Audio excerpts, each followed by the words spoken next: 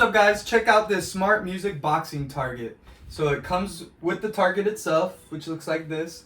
It can be velcroed to a wall, or you can hang it up with a nail. We velcroed it, so it looks like this. There it is. You can see it velcros to the wall like that. It has a sticky pad that you just stick to it, and then it just sticks on like that.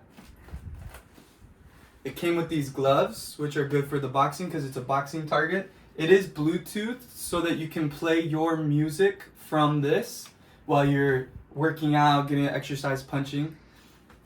It comes with a charger, so you can charge it. The charger goes in at the bottom. And to turn it on, you just hold the on button. And it'll light up like that. And then it'll just start. And then it lights up where you're supposed to punch it. Right? So when I punch it, it counts it and makes a punch sound. Okay? And there's different, and if you miss, then it makes that sound. And there's different modes too.